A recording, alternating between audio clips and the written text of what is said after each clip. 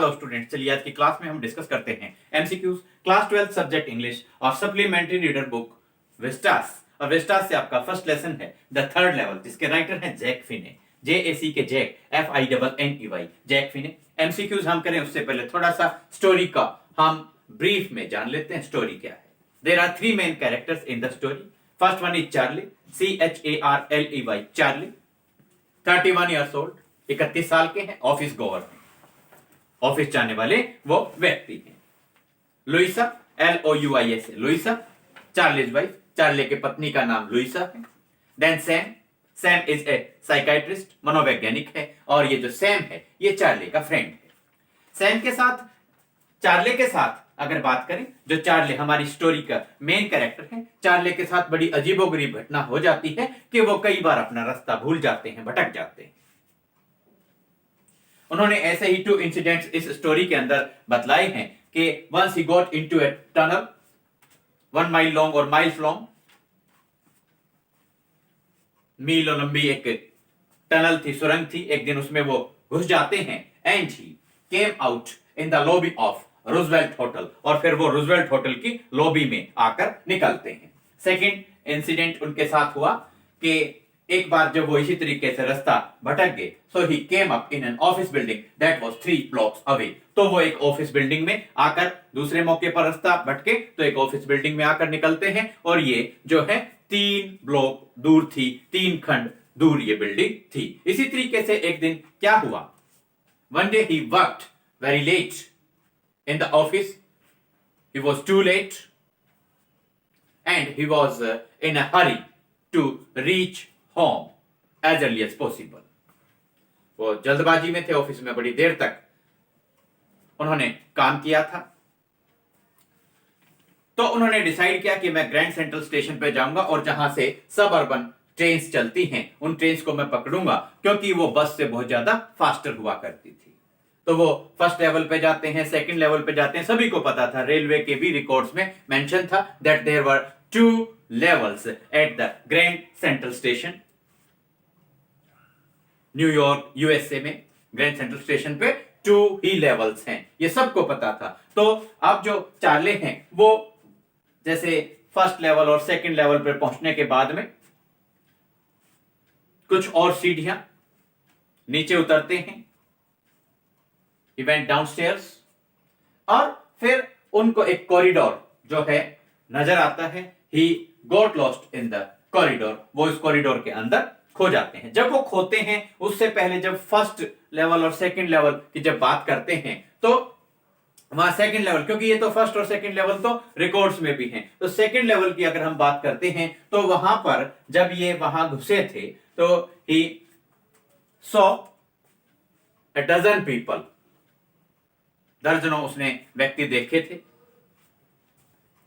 And all the people were looking like him, वो सभी व्यक्ति उसके जैसे, चार्ली के जैसे ही सामान्य नजर उसको आ रहे थे। ये सेकंड लेवल पे बात की जा रही है, यानी कि थर्ड लेवल पहुंचने से पहले की बात की जा रही है। तभी जो चार्ली है, he was wearing tan gabardine suit with straw hat, and straw hat जो थी उसके ऊपर विद फैंसी पैंट, भूरे रंग का मोटे कपड़े का गैबर्डिन सूट कोट उन्होंने पहन रखा था। स्ट्रॉ हैट थी और स्ट्रॉ हैट के ऊपर फैंसी पैंट उनके पे लगा हुआ था। जो भी लोग उनको दिखे सभी उनके जैसे दिखाई दे रहे थे। इस तरीके से जब वो when he got lost in the corridor, he actually reached the third level. तो वो थर्ड लेवल पे जब पहुंच जाते हैं तो उनको वो जो डेज हैं, वो जो सीन है, वो जो नजारा है, वो जो दिखाई देता है वो 1890s का दिखाई देता है, 1890 का दिखाई देता है। वहां पर जो लोग थे उनकी जो ड्रेसेस थी, ड्रेसेस के अंदर क्या था, they were wearing derby heads, 4 button suits with chinny lapels, छोटे छोटे जो हैं कोट के मुड़े हुए कॉलर्स थे, 4 बटन्स वाले सूट पहने हुए थे, डर्बी हेड्स उन्होंने पहनी हुई थी। और इस तरीके से वो जो उस दिन जब वो थर्ड लेवल पे पहुंचते हैं तो चार्ली बताते हैं कि जो ये ग्रैंड सेंट्रल स्टेशन है, it was growing like a tree and pushing out new corridors and staircases. कि ये जो ग्रैंड सेंट्रल स्टेशन, जिस दिन वो थर्ड लेवल पे पहुंचे उस दिन ग्रैंड सेंट्रल स्टेशन इस तरीके से, जैसे कोई पेड़ की शाखाएं बढ़ती हैं, इस तरीके से उस पेड़ की शाखाओं के रूप में ग्रैंड सेंट्रल स्टेशन पे नए नए कॉरिडोर्स, नए नए गलियारे और स्टेयरकेसेस बाहर निकलकर आ रहे थे, जो फैलते ही जा रहे थे। तो फाइनली जब वो 1890s के दिनों में वहां पहुंचते हैं, ग्रैंड सेंट्रल स्टेशन से थर्ड लेवल पे जो पहुंचते हैं, जो कहीं रेलवे के रिकॉर्ड में मेंशन नहीं था, वो किस प्रकार पहुंचे, क्या वो वास्तव में वहां पहुंचे थे, नहीं थे, ये सारी बातें बिल्कुल स्टोरी के एंड तक और बाद में भी सोचने के लिए हमारे पास बनी रहती हैं। तो ये जो यहां पर बतलाया गया है कि चार्ले को टिकट कलेक्शन का शौक था, स्टैंप कलेक्टिंग जो एक्टिविटी है उसको जो चार्ली का साइकेट्रिस्ट फ्रेंड है सैम, उन्होंने temporary refuse from the realities of life बतलाया है, क्योंकि ये जो हमारी स्टोरी है इसके अंदर एस्केपिज्म दर्शाया गया है, क्योंकि जो वर्ल्ड है, world is full of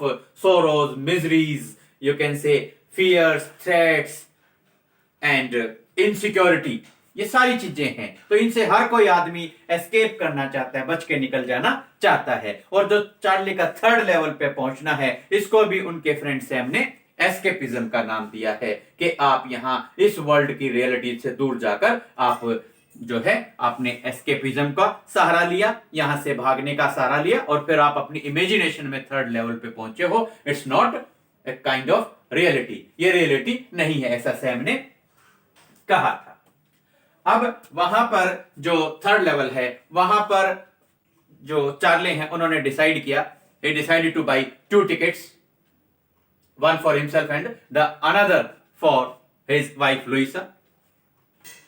He wanted to go to Galesburg, वो गेल्सबर्ग जाना चाहते थे। दो टिकट्स उन्होंने खरीदनी चाहिए। तो वहां पर सबसे पहले थोड़ा सा बतलाते हैं कि वहां पर जो 1890s की वहां पर बात की गई है, बिल्कुल हट के अलग नजारा थर्ड लेवल पे देखा। 1890s का वहां नजारा था। ड्रेसेस हैं जो लोगों की, वो डर्बी हेड्स थी, 4 बटन सूट्स विद चाइनी लेपर्स, छोटे छोटे कॉलर वाले 4 बटन 4 बटन वाले सूट्स लोगों ने पहन रखे थे। डर्बी हेड्स वहां पर उन्होंने लगा रखी थी।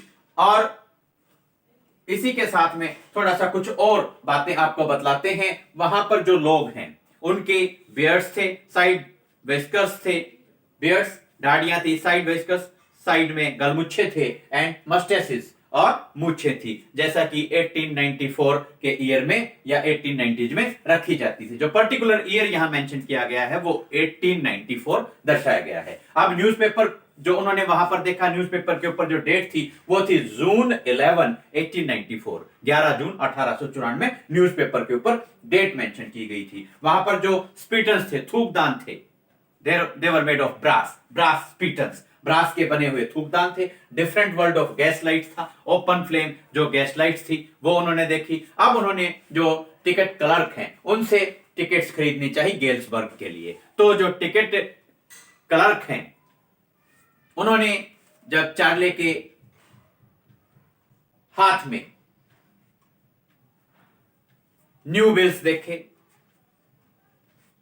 या आप कहें न्यू स्टाइल करेंसी बिल्स देखे, मॉडर्न नोट्स देखे, तो वो देखकर the ticket clerk was annoyed, वो चिढ़ जाता है और चार्ले को कहता है that is not money mister, के श्रीमान जी ये पैसे नहीं।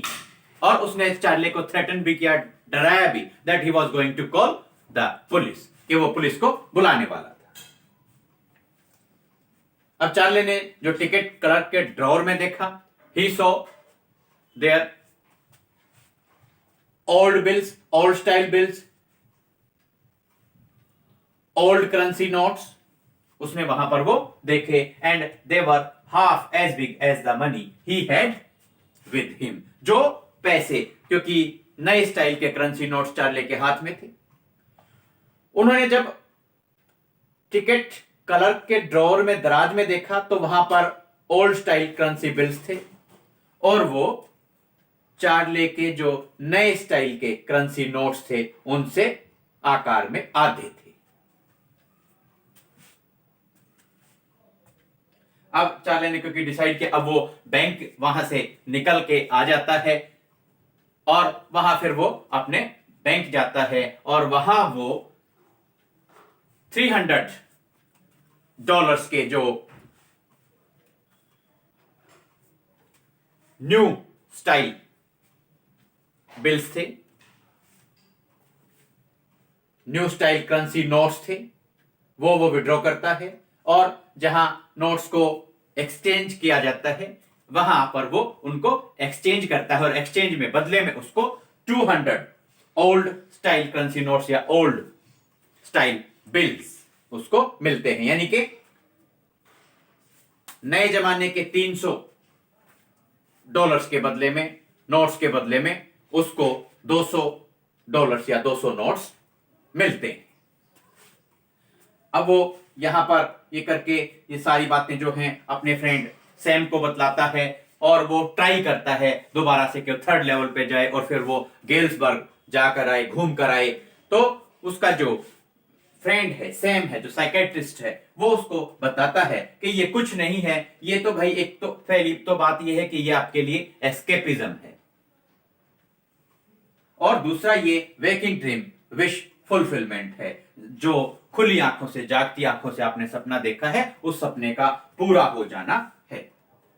फिर अब देखिए एक बात आती है कि जो चार्ली था उसको स्टैंप कलेक्टिंग एक्टिविटीज उसके लिए फेवरेट पास टाइम था।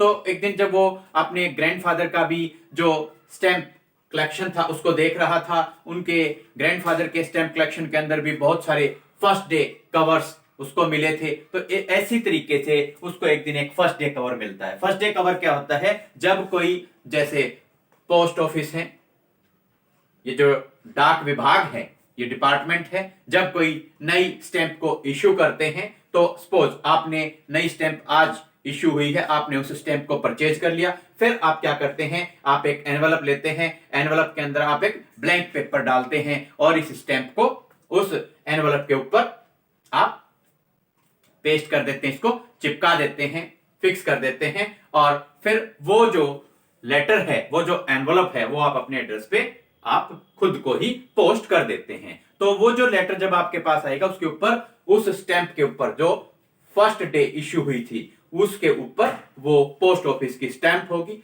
जो कि इस बात का प्रूफ होगी कि ये जो टिकट है जिस दिन इश्यू हुई उसी दिन आपने इसको परचेज कर लिया था। तो फर्स्ट डे कवर जो होता है उसके अंदर क्या होता है, ये एनवलप होता है और उसके अंदर आपका एक खाली पेपर होता है, उसके ऊपर कुछ भी नहीं लिखा होता। तो ऐसे ही अपनी जो स्टैंप की कलेक्शन थी चार्ली की, उसमें एक दिन उसको आपने जो है एक फर्स्ट डे कवर मिलता है। फर्स्ट डे कवर जब उसने एनवलप को ओपन करके देखा तो एनवलप के अंदर जो पेपर निकलना चाहिए था वो ब्लैंक निकलना चाहिए था, लेकिन उसको जो पेपर मिला वो ब्लैंक नहीं था। ये एक्चुअली ये जो लेटर था ये उसके फ्रेंड, उसके दोस्त सैम ने लिखा था और ये जो उसने वहां एड्रेस लिखा हुआ था वो एड्रेस था 941 विलार्ड स्ट्रीट, गेल्सबर्ग, इलिनॉइस और नीचे साइन सैम के किए हुए थे। डेट जो थी वो थी इस लेटर के ऊपर जुलाई 1894, 18 जुलाई 1894।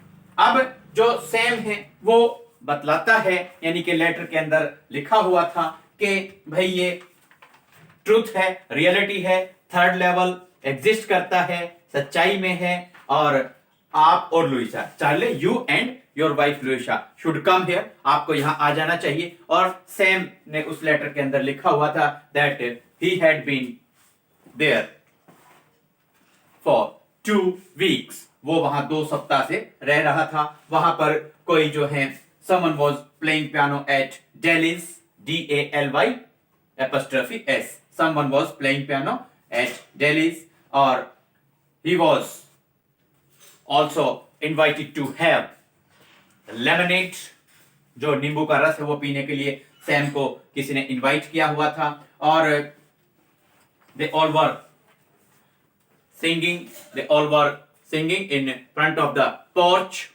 तो सभी जो है लोग वहां थे वो गा रहे थे in front of the porch and seeing Nelly home। ये जो इस तरीके की जो डिटेल है वो वहां पर बतलाई गई थी। कुल मिला के बात है कि सैम ने जो लेटर लिखा था, नीचे जो साइन थे उस पे साइन सैम के थे, जो चार्ली का फ्रेंड है, साइकियाट्रिस्ट है, वो कहता है कि मैं यहाँ 2 वीक से रह रहा हूं और यहां पर जो कोई पियानो बजा रहा है, कुछ लोग जो है सिंगिंग कर रहे हैं, गा रहे हैं। ये जो थर्ड लेवल है ये रियलिटी है। मैं जो है गेल्सबर्ग यहां पर पहुंचा हुआ हूं और एड्रेस उसने वहां लिखा 941 Willard Street Galesburg Illinois. Sign उसने वहां पर सैम के किए थे। और किसी ने, कई बार क्वेश्चन पूछ लिया जाता है, किसी ने जो सैम को बुलाया था, क्या पीने के लिए बुलाया था, तो उसमें आप आंसर करेंगे lemonade. He was invited to have lemonade.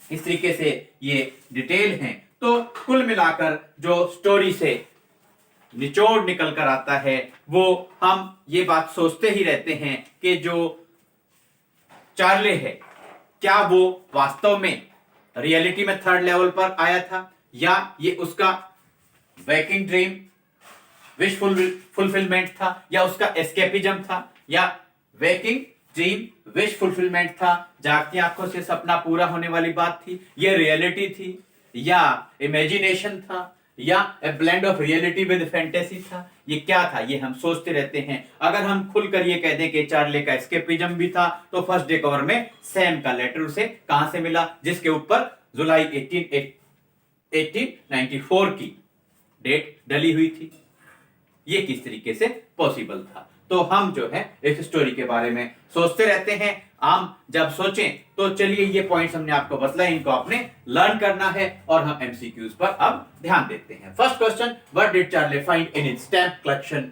उसके ग्रैंडफादर की भी स्टैम्प कलेक्शन थी, तो उस स्टैम्प कलेक्शन में चार्ले को क्या मिला। A first day cover, B coins, C old letters, D all of the above. तो आपका करेक्ट आंसर होगा A first day cover.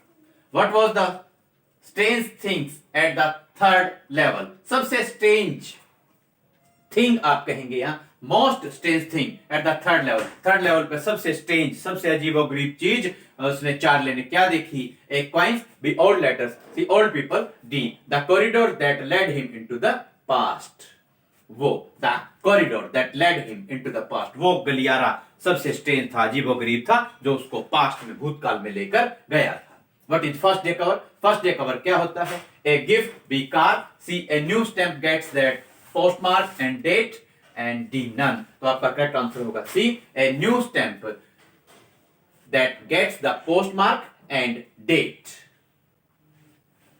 What was third level? Third level क्या था। A third eye, B a third class, C a past address, D grand central station subway which will carry passengers to Galesburg. ये grand central station का subway था जो passengers को Galesburg लेकर जाता था। What is Sam's letter to Charlie represent. Sam जो Charlie का साइकेट्रिस्ट फ्रेंड है, मनोवैज्ञानिक दोस्त है, उसने चार्ले को जो लेटर लिखा था गेल्सबर्ग से, फर्स्ट डे कवर में जो लेटर चार्ले को स्टैम्प कलेक्शन में मिला था, तो वो जो सैम का लेटर था ये किस चीज को दर्शाता है। A reality, B imagination, C a blend of reality with fantasy. Fantasy means imagination, कल्पना, तो एक मिक्स है ये, blend of reality with fantasy, D none. Correct answer आपका होगा C a blend of reality with fantasy. Who was Charley's wife. Charley की wife कौन थी। A an old lady, B a young lady, C Louisa, D Nancy. Correct answer आपका होगा C Louisa. Luisa was Charley's wife. Why was the author renamed? जो हमारे author हैं the third level के, उनको रीनेम्ड किया गया था, उनका दूसरा नाम रखा गया था। क्यों उनका दूसरा नाम रखा गया था। He lost his father when he was 3 years old। जब वो 3 साल के थे उन्होंने अपने फादर को खो दिया, तो उनके फादर के सम्मान में, उनके फादर के ऑनर में उनका जो नाम है वो रखा गया था। A to honour his father, B to honour his mother, C both A and B, D none. Correct answer होगा आपका A to honour his father. अपने पिता को सम्मान देने के लिए HONOUR उनके जो है नाम चेंज किया गया था। What was Jack's full name. Jack का पूरा नाम, ऑथर का पूरा नाम क्या था। A Walter Braden Jack Finney. ये स्पेलिंग आप अच्छे से यहां कर लेंगे।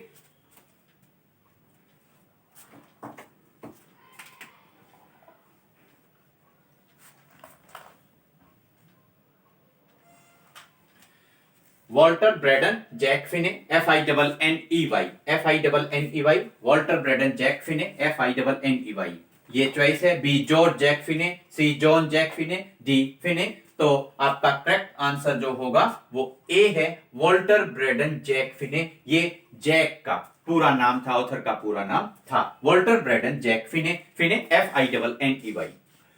Charlie realized that he had reached the third level because Charlie को कैसे पता चला कि वो थर्ड लेवल पर पहुंच गया था, सेकंड लेवल पर नहीं था। A newspaper with the date June 11 1894। एक तो न्यूज़पेपर देखा जिस पर डेट थी 11 June 1894। Second, A different world of gas lights and brass spittoons. दूसरा ही अलग ही संसार था जिसमें गैस की लाइट्स जलती हुई थी और ब्रास के थूकदान थे। बेयर्ड्स और साइड विस्कर्स एंड मस्टेसिस ऑफ 1894। 1894 या 1890 के दशक में जब लोग गलमुच्छे, मूछे और दाढ़ियां रखते थे, वैसे लोगों का वहां पर उसने रूप देखा। एंड तो और डी आपकी चॉइस है, ऑल ऑफ द वो। तो करेक्ट आपका आंसर होगा ए। यहां पर आपका करेक्ट आंसर होगा डी। सारी चीजें उसने देखी। Newspaper with the date June 11, 1894, A Different World of Gaslights and Brass Pittons and Beards and Mustaches of 1894। Correct answer आपका होगा यहां पर D, all of the above. सारी चीज उसने देखी थी, ये देखकर उसे पता चला था that he had reached the third level and not the second level। कुछ एक और क्वेश्चंस हैं, देखिए। What does the third level refer to? Third level का क्या मतलब है? A subway at the Grand central station, B Norway, C Germany, D none. Correct answer होगा A, subway at the Grand central station. Would Charlie ever go back to the ticket counter on the third level to buy tickets to Gettysburg for himself and his wife? क्या अपने लिए और अपनी पत्नी के लिए tickets खरीदने के लिए चार्ली दोबारा से थर्ड लेवल पे जा पाया? A yes, B no, C maybe, D none. Correct answer होगा बी, नो।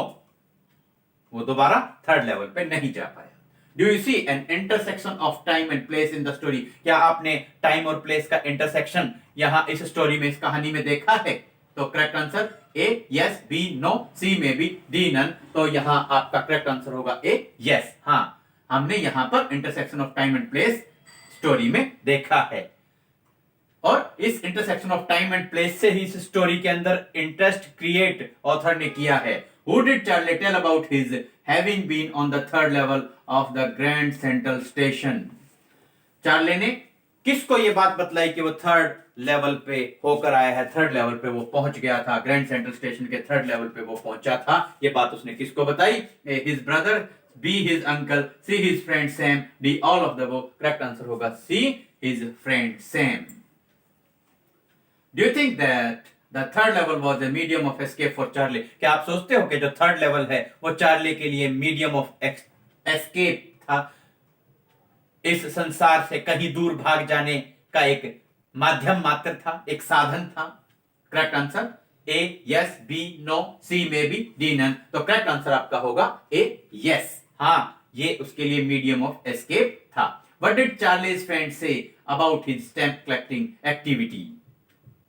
चार्ली की stamp collection activity, stamp collection की जो एक्टिविटी थी उसके बारे में चार्ली के फ्रेंड सैम का क्या कहना था? A desire to run, B desire to earn money, C due to his excitement, D desire to escape from a world full of insecurity, full of insecurity। असुरक्षा से भरे हुए संसार से दूर भाग जाने की जो इच्छा थी उसको चार्ली ने स्टैम्प कलेक्टिंग एक्टिविटी का नाम दिया था।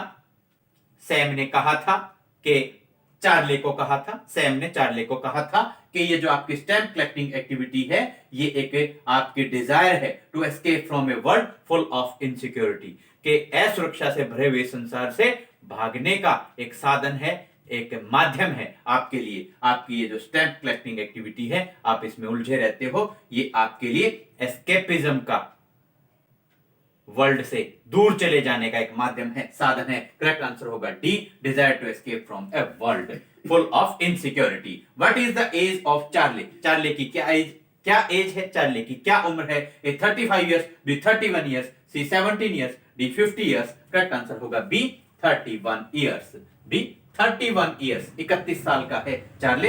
What is Sam's business? Sam का क्या व्यवसाय है? A politician, B teacher, C priest, D psychiatrist. तो करेक्ट आंसर सैम का है डी साइकाइट्रिस्ट, वो एक मनोवैज्ञानिक था। स्टूडेंट्स हम थोड़ा साइड हो जाते हैं, आप स्क्रीनशॉट ले लीजिए। पीडीएफ ये जो आपके एमसीक्यूज हैं, इनकी पीडीएफ का लिंक आपको डिस्क्रिप्शन बॉक्स में मिल जाएगा। और जल्द ही आपके नेक्स्ट लेसन के एमसीक्यूज के साथ आपसे फिर करेंगे मुलाकात। Thanks, have a nice day.